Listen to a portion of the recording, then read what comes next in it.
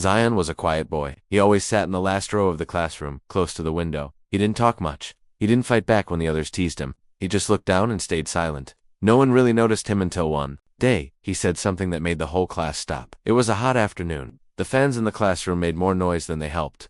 The teacher had stepped out, and the students were free to laugh, joke, and talk loudly. Adil, the loudest boy in the class, looked at Zion and shouted, "Hey, quiet boy, say something for once. Tell us about your imaginary world."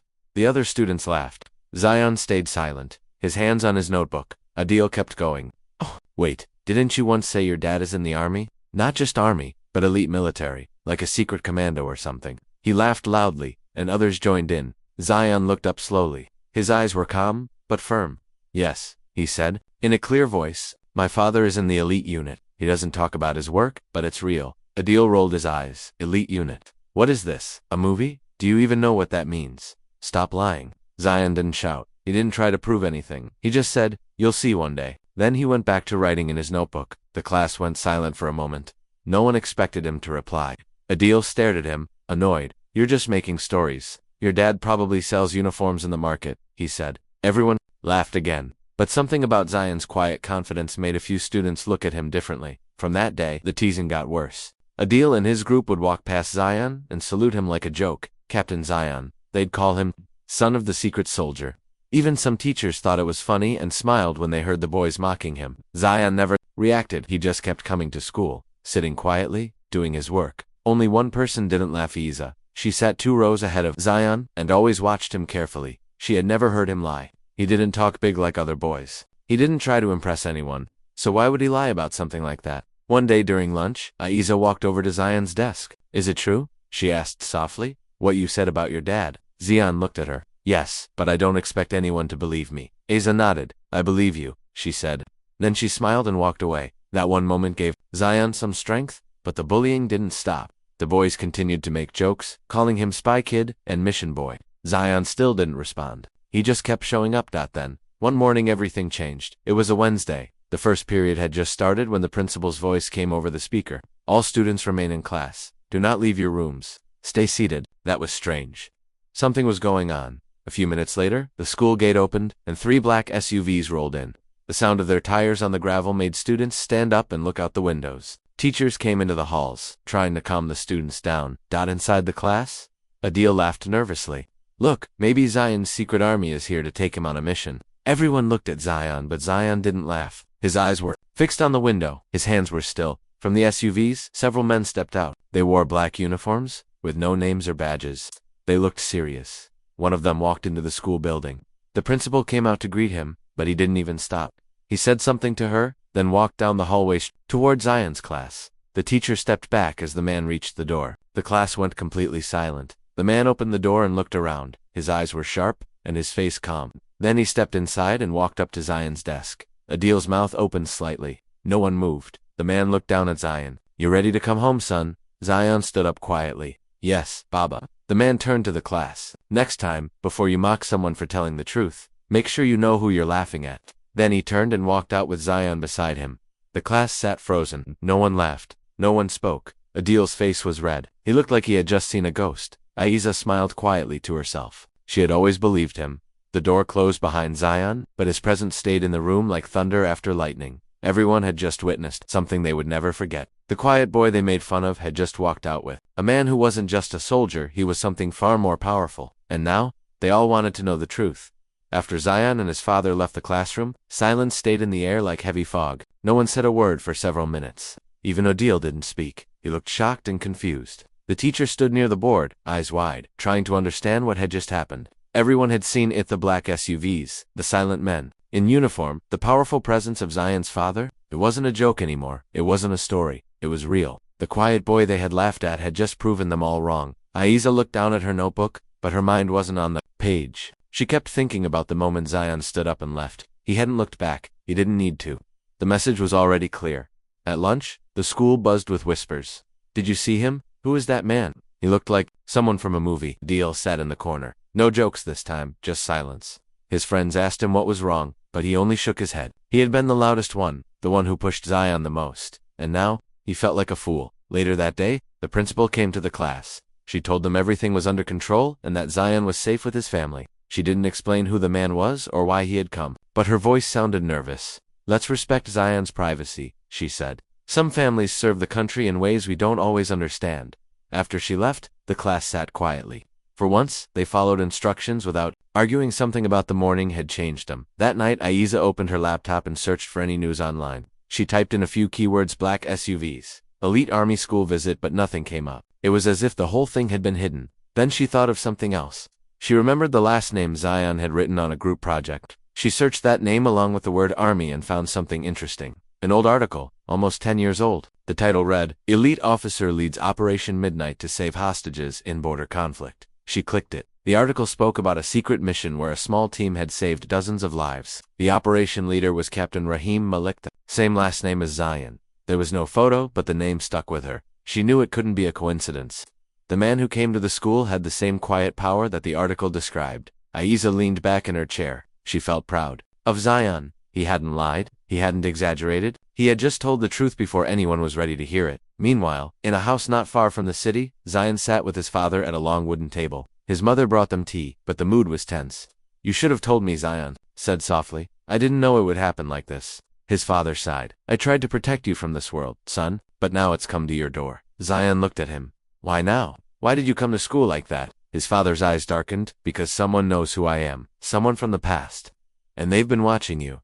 Zion felt his stomach tighten.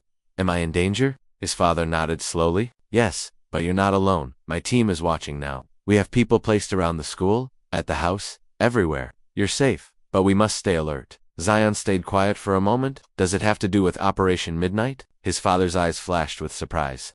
"Where did you hear that name?" Zion told him about Aiza and the article. His father stood up and closed the window blinds. "That mission made me a hero, but it also made me enemies. One of them escaped. I thought he was gone, but now I know he's back." Back at school the next day, students waited to see if Zion would return. He didn't. The teachers gave no details. The air was thick with curiosity and quiet fear. Adil couldn't focus in class. He kept looking at the door, half expecting Zion to walk in. At break, he pulled Ayesha aside.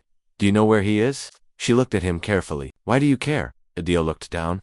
"Because I owe him an apology, and maybe more than that." That night, Zion sat in his room looking out the window. Lights from the street glowed softly. His father walked in and sat on the edge of the bed. "Do you want to go back to school?" he asked. Zion shrugged. "Yes, but only if I can walk in with you again." His father smiled. "Why?" Zion answered. "Because they listen when you speak. And this time, I want them to hear the truth from both of us." His father nodded. "Tomorrow then, we walk in together."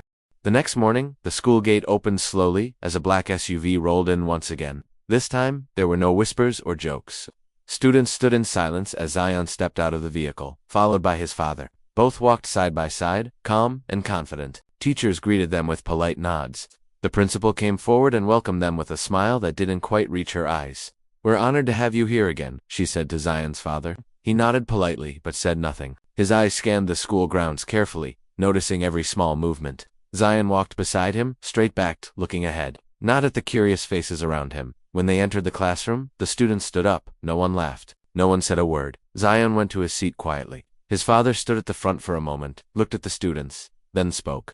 "My name is Captain Rahim Malik. My job is to serve the country. My son never lied. He told the truth, even when no one believed him. That takes strength. I hope you all remember that." Then he turned to the teacher, nodded, and walked out. After he left, the classroom stayed silent.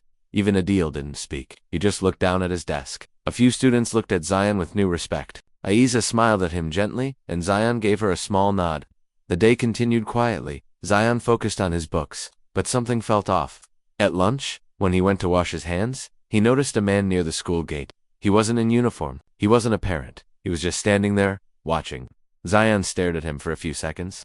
The man looked away and walked around the corner. Zion's heart beat faster. He returned to class and sent a quick message to his father. "Someone is watching the school." His father replied within seconds. Description. Zion typed what he saw. Within minutes, his father responded, "Already tracking. Stay inside." Zion felt a chill down his spine. It wasn't over yet. After school, Zion's father picked him up in a different car. He didn't speak at first. Then he said, "The man you saw is not just watching. He's searching. He wants to find something or someone." Zion looked at him. "Me." His father nodded. "Yes, but we're 2 steps ahead." At home, they checked the security footage. The same man had been seen 2 days ago near the school wall. Always alone, always watching. That night, Zion couldn't sleep. He looked out his window again and again. He saw nothing unusual, but his heart told him someone was out there. The next morning, Zion's father gave him a small device. Press this if you feel danger. Don't wait. It will alert my team. Zion nodded and kept it in his pocket. At school, Zion tried to act normal, but he noticed a strange pattern. A delivery truck stopped near the school gate twice that week. The driver never got out. He just sat there. Zion told Aiza about it. She listened carefully. Maybe it's just normal, she said. But Zion shook his head. My dad says nothing is just normal when the enemy is patient. Aiza didn't fully understand, but she believed him. Always had. During a group project, Adil came over and stood near Zion's desk. He looked nervous. Hey, he said softly. Can I talk to you? Zion looked up, surprised. Sure. Adil sat down. I'm sorry for everything. I made fun of you when I didn't even know you. You were telling the truth, and I acted like a fool. Zion listened without speaking. Adil continued. I want to change. I don't want to be that person anymore. After a pause, Zion replied, You're changing now. That's what matters. Adil smiled a little. Thanks. Then he left. Aiza saw it all and felt proud of both of them, but the peace didn't last long. That afternoon, the same delivery truck appeared again. This time, Zion noticed something different. The man inside wasn't the same driver. This one wore sunglasses and kept tapping something on his phone. Zion pressed the alert button in his pocket. Within 3 minutes, a black bike pulled up next to the truck. A man stepped off and walked straight to the driver. The two spoke quietly. Then the driver handed over a small envelope. The man on the bike opened it, nodded, and drove away. Zion watched all of it through the classroom window. He messaged his father, truck activity, envelope exchanged. His father replied, Stay calm. We're tracking both. That evening, Zion and his father sat together in the living room. His father said, We identified the man. He's a known associate of someone from my past. Someone I thought had disappeared. His name is Sajid Zaman. Zion had never heard that name. Who is he asked. His father leaned back. He was once in our unit, one of the best, but he turned against us. Betrayed us during a mission. People died because of him. He escaped. We never found him. Zion felt cold inside, and now he's back. His father nodded. Yes, and he's looking for something. Maybe revenge. Maybe secrets. Maybe you. The next day, Zion sat quietly in the back of his class, but his mind wasn't focused on the lesson. His thoughts were trapped in his father's words from the night before. Sajid Zaman, a man who once worked beside his father. A man who betrayed their team, and now, that same man was somehow connected to the people watching Zion. Something dangerous was coming, and Zion could feel it in his chest, like heavy air before a storm. At lunch, Aiza came to sit beside him. She could tell something was wrong. Did something happen again? She asked softly. Zion nodded slowly.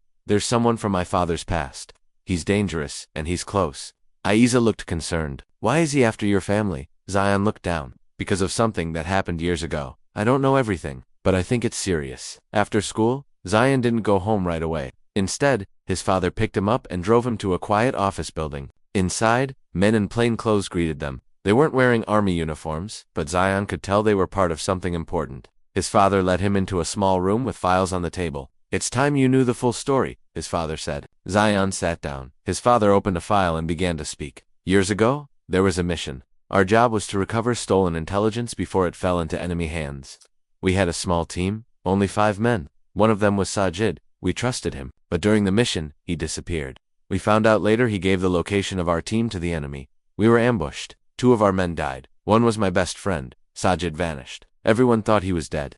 Zion listened quietly, and now he's back. His father nodded. We think so. All signs point to him, and if it's him, then he's not here just to spy. He's planning something. Zion looked at the photos on the table. One showed Sajid's face from years ago. Another showed a blurry image of the man near the school. They looked the same. Why the school? Zion asked. His father sighed. Because he wants to hurt what matters to me, and that's you. Zion felt cold inside. He looked at his father. Then we have to stop him. That night, Zion couldn't sleep. He sat at his desk, staring at the wall. His father's story kept echoing in his mind. A man once trusted, now turned enemy. A betrayal that never healed. And now, the target was him. The next morning, school felt different. Zion noticed 2 unfamiliar faces among the guards. New security, placed by his father's team. He also noticed a black van parked down the road. It hadn't been there before. Aiza walked beside him and whispered, That van wasn't there yesterday. Zion nodded. I know. I've already sent a message. Inside the classroom, the day went on like normal, but Zion stayed alert. He noticed everything, every new face, every sound, every movement near the windows. Then, during science class, the fire alarm went off. Everyone stood up. The teacher told them to move to the courtyard. But Zion froze. Something wasn't right. The alarm wasn't ringing properly. It sounded slower, forced. His hand went to his pocket. He pressed the alert button. His father had told him, if anything feels wrong, act fast. Outside, students gathered in lines, teachers took attendance, but Zion stayed near the building, eyes scanning the area. Then he saw him, a man in a cap walking along the fence. Not with the students, not a teacher. He was holding something under his jacket. Zion's heart pounded. 2 officers moved in from opposite directions. The man saw them and ran. He jumped the fence, but a 3rd officer caught him on the other side. The object under his jacket was a camera and a folded map of the school. Students didn't know what had happened, but teachers rushed everyone back inside. The principal made an announcement that it was a false alarm. Only Zion and the officers knew the truth. It had been a test, and Zion had passed. Later that evening, his father took him aside. "You're learning fast," he said. Zion asked, "Why would he send someone with a map?" His father answered, "He's looking for weak spots. He wants to know the school better than we do." Zion thought for a moment. What if we let him? His father looked at him. "What do you mean?" Zion spoke carefully. "What if we make him believe he found something useful? We control what he sees. We lead him into a trap." His father raised an eyebrow, then smiled. "That's a soldier's mind talking." Together, they began designing a plan. They would plant fake informational blueprints, a schedule, and a false rumor that Zion's father would be at school next week. All of it designed to pull Sajid out of the shadows.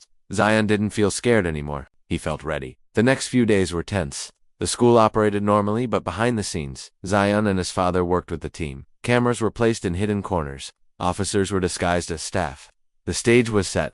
Zion watched the man walk through the school's back gate with calm steps like he belonged there. He wore a teacher's badge and carried a folder in one hand. But Zion knew this man wasn't staff. His face matched the blurred photo from the security file. It was Sajid Zaman, the man his father had feared, the traitor from the past. Zion's voice was steady as he whispered into the small microphone hidden under his collar. "Target has entered through the back gate. Blue shirt, gray pants, carrying a folder." His father's voice replied in his ear, "Stay calm. He won't act right away. Let him believe he's safe." Sajid moved through the hallway slowly, his eyes scanning everything: the walls, the doors, the exits. He passed by a few teachers and nodded at them politely. No one stopped him. He had a fake ID, and he looked confident enough that no one questioned him. Zion followed him from a distance, not too close, just enough to keep him in sight. Officers in plain clothes began to move into position. They were everywhere near the gates, the staircases, even inside the classrooms. The trap was set, and everyone was ready. The plan was simple. Let Sajid believe that Zion's father was going to speak at the school during a special event. Let him try to make a move.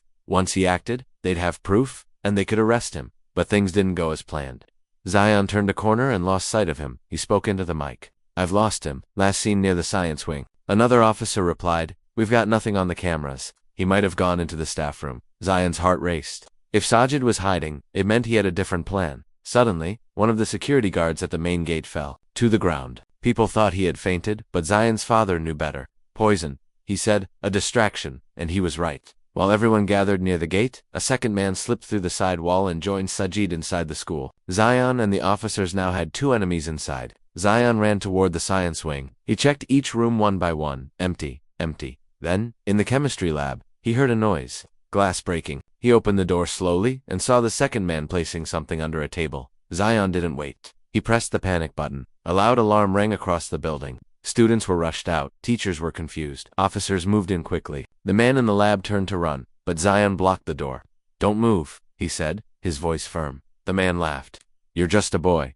Zion stared back. "And you're already caught." 2 officers burst in and took the man down. But Sajid was still missing. He had disappeared again, and now the real worry began. What if this had all been a distraction? Zion's father arrived at the school within minutes. He looked at the captured man, then turned to Zion. "You did well, but it's not over." They checked the lab. Under the table was a strange metal box, wired and locked. Zion's father called the bomb squad.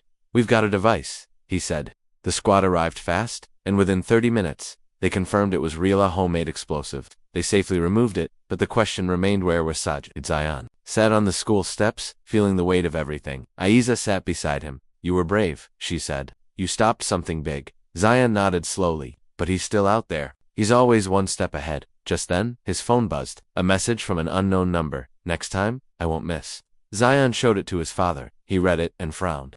"He's playing games. He wants you scared." Zion looked at the screen. "I'm not scared. I'm angry." The next day the school was closed. Classes were canceled for security checks. The media got hold of the story, but only parts of it. They said there was a security breach and praised the fast action by law enforcement. Zion's name was not mentioned. His father wanted to protect him from the spotlight, but the students knew They had seen Zion block the lab door. They had seen him stay calm while others panicked. Even Adil came to his house that evening. He brought his parents with him. We just wanted to say thank you, Adil's mother said. You saved lives. Adil stood with his head down. I used to think you were just quiet and weird, but now, I know you're stronger than all of us. Zion nodded. I never wanted to be a hero. I just didn't want anyone to get hurt. His father placed a hand on his shoulder. That's what real heroes say. That night, Zion sat with his father again, looking at the files. Sajid always escapes, he said. Why can't we catch him? His father looked tired. Because he doesn't think like a soldier anymore. He thinks like a ghost. He hides in shadows. He waits.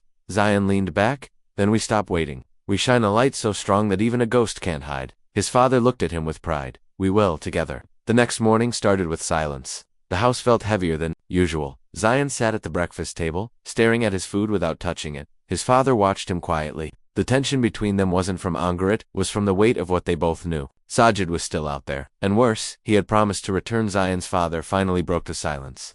We can't just sit and wait again. He won't stop. Zion nodded slowly. Then let's find him before he finds us. Later, that day, they drove to a private building far from the city. Inside, Zion met agents who had worked with his father during old missions. The room was filled with monitors, maps, and pinned photos. Everyone looked serious. His father stood in front of a large board and tapped on a photo. This man, he said, pointing to a blurred image of Sajid, has used many names. Fake jobs, fake homes, but he always leaves one thing behind: numbers. One of the agents added, every time Sajid moves, he leaves coded messages. He thinks no one understands them. Zion stepped forward. But we do now, right? They had tracked 3 locations where Sajid had been seen in the past month: a bookstore, a roadside tea stall, and an old building near the train station. Nothing connected them, until Zion noticed something. On the edge of each photo was a number 5, then 12, then 3. Coordinates, he asked. His father looked surprised. Not bad. Let's check. They entered the numbers into a system and found a location: an abandoned warehouse on the edge of town. The team got ready quickly. Zion wanted to go, but his father said no. You've done more than enough. Let us handle this. But Zion had a feeling something was wrong. He didn't argue. He just quietly turned on the GPS tracker in his father's phone, just in case. 2 hours later, the team reached the warehouse. It looked empty. Broken windows, rusted gates. They moved in slowly, checking every corner. Nothing. The place was clean, too clean. His father's gut told him something was off. Then he saw a small red wire near the back wall. A trap. Get out, he shouted, but it was too late. The back wall exploded, sending smoke and dust everywhere. The team rushed out, coughing, dragging 2 injured officers with them. Zion's father was bleeding from his arm, but alive. Back at home, Zion was watching the GPS. When he saw the signal stop moving and go red, his heart jumped. A few minutes later, his father called. I'm okay, he said. It was a trap. We're coming back? Zion's hands shook as he ended the call. He realized something then. Sajid wasn't just one step ahead. He was watching them, predicting them, which meant someone on the inside was helping him. When his father returned, Zion didn't waste time. You said he always knows where we are, he said. Then maybe he's not outside. Maybe he's already close. His father looked at him sharply. What are you saying? Zion pulled out his notebook. He had listed every officer who had been near the failed trap, only 6 names. But one stood out: Afisa Kamran. He had been at the school, at the warehouse, and was always the first to arrive. He's always there. Zion said, maybe he's not helping. Maybe he's leading us into traps. His father looked stunned. Kamran. He trained under me. I trusted him. But the more they thought, the more it made sense. Kamran had access to plans. He knew their routes. He was always the one gathering reports. Zion's father nodded slowly. Then we test him. The next day, Zion and his father created a fake plan. They told only Kamran that they would visit a new suspect's house that evening, but they never went. Instead, they watched the house from a distance, and just as they suspected, 2 men came in an hour later. One of them was Sajid. Kamran had led him right to the trap. We have him, Zion's father whispered. But they didn't move yet. They wanted to catch both men in one move, so they waited. Inside the house, Sajid looked calm. He sat on a sofa while Kamran stood near the door. Nervous? Are you sure this information is correct? Sajid asked. Kamran nodded. Yes. He's going to move tonight. Sajid leaned forward. Good. I want him scared. I want him broken. Outside, Zion listened through a small device. His heart pounded in his chest. He was hearing the voice of the man who had tried to destroy his family. The man who had betrayed his father. And now, they would take him down. Just then, Sajid stood up and walked toward the window. He froze. He saw something. A small reflection from a camera lens. We've been set up, he shouted. Kamran looked shocked. What? No, I didn't. Sajid pulled a gun. You lied. But before he could shoot, a flash bomb came through the window. Officers stormed in. Within seconds, both men were on the ground. arrested. It was over. Back at home, Zion and his father sat in silence. Again, but this time, it was peace. Real peace. His father turned to him and smiled. The news of Sajid's arrest spread quietly within the unit. No media, no public attention, just a silent victory for the people who had worked in the shadows for years. Zion walked into school the next day like a normal student, but inside, he felt completely different. He had seen danger up close. He had helped stop a man who was feared by trained officers. And most of all, he had helped his father close a chapter that had haunted him for years. But something still didn't feel finished. It was a strange kind of silence, the kind that made you feel like a new storm could rise any moment. During lunch, Aiza came to sit beside him. "So it's really over?" she asked.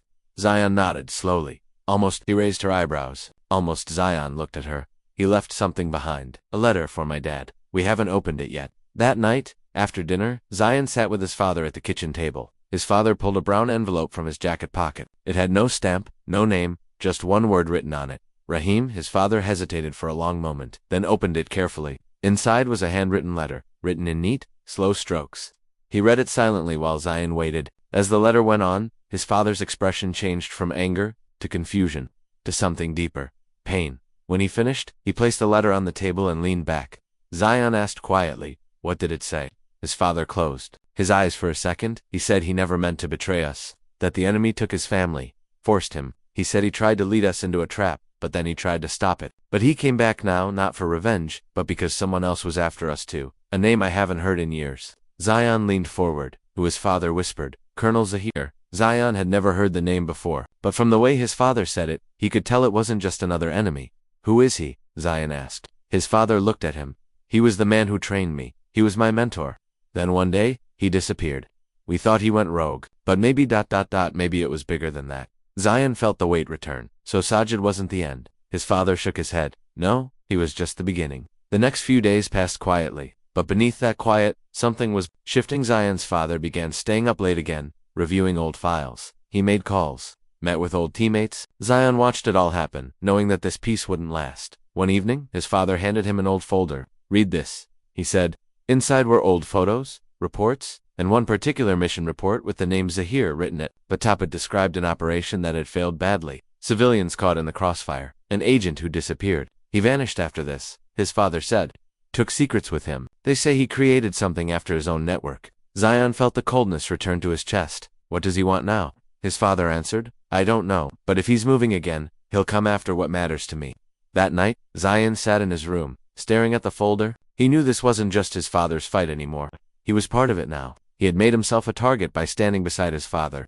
The next morning, Zion found a note under their front door. It wasn't handwritten. It was typed, printed, and short. "The ghost isn't alone. The real shadow still waits. Z." Zion showed it to his father. He read it, then burned it over the kitchen sink. This is how he plays. He sends fear first, then chaos. At school, Zion tried to focus, but his eyes kept drifting to the windows. He watched every unfamiliar face, every car that passed by too slowly. He wasn't afraid, but he was ready.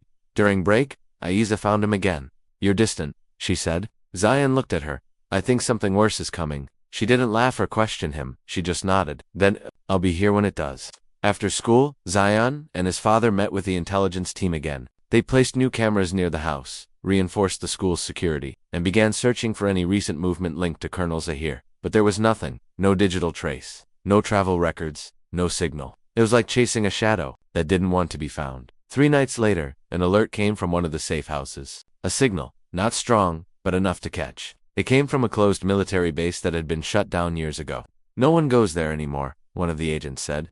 Zion's father replied, "Except maybe ghosts." He prepared to leave, and Zion stood up too. "I'm coming," he said. His father shook his head. "No, not this time," but Zion wouldn't back down. "I've come this far. I deserve to finish what I helped start."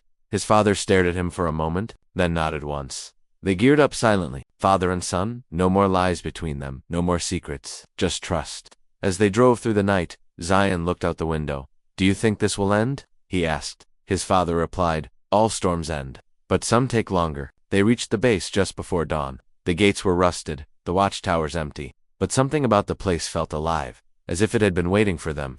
The team split into 2 groups. Zion stayed close to his father, heart pounding, every step echoing louder than the last dot, and then, from the shadows, a voice echoed across the yard. Calm, cold. Rahim Malik, and his son. How poetic. They turned, and from behind a broken wall, a tall man stepped forward. His face was older now, marked by time, but his eyes were sharp, and Zion knew they had found Colonel Zahir. Colonel Zahir stepped out from behind the wall with calm steps and steady eyes. He was dressed in a simple black coat, no weapon visible, but his presence felt heavy. Zion stood still beside his father, heart racing, but his hands didn't shake. Rahim Malik took one slow step forward, eyes locked on the man who had once been his mentor. "Why now?" he asked, voice low but firm. Zahir gave a slow smile. "Because you stopped running. And the boy, he forced my hand." Zion looked up at his father, confused. "What does he mean?" Rahim didn't answer. Zahir continued, "You kept your secrets well, Rahim, even from your own son, but some truths don't stay buried forever." Voice broke the silence. "Why are you doing all this? What do you want from us?" Zahir turned his eyes to the boy. "Not from you. You are just the last piece in a long game. Your father and I built something once, something powerful, but he turned away from it. He chose loyalty. I chose control." Rahim stepped closer. "You turned against everything we stood for. You used soldiers like pawns. You caused innocent death." Zahir's expression didn't change. "Those who are weak fall. Those who lead must make hard choices. I offered you a place beside me. You chose exile." Zion stepped forward now. "You hurt people. You killed them, and you tried to hurt me. You're not a leader. You're just a coward hiding behind fear." Zahir's eyes narrowed, but he didn't speak right away. Finally, he said, "You're brave, just like your mother." The air changed. Zion froze. "My mother." Zahir nodded. "She worked with us once. Did he not tell you? She was one of us, strong, smart, fearless. She didn't die in an accident, Zion. She died because of him." Zion turned to his father. "Is it true?" Rahim looked away for a moment. She was undercover, deep in the enemy's circle. Zahir gave her the mission. "I wanted her out, but she refused. She believed in the mission more than her safety. When everything went wrong, she didn't make it back." Zion felt like the ground shifted beneath him. All this time, he had believed his mother died in a car crash. That's what they had always told him, a simple accident. Now hearing this, he couldn't breathe. Zahir stepped closer. He let her die. He could have stopped it, but he followed orders. Rahim's voice was sharp now. "Enough. You used her. She trusted you, and you led her to death." Zahir stared at him.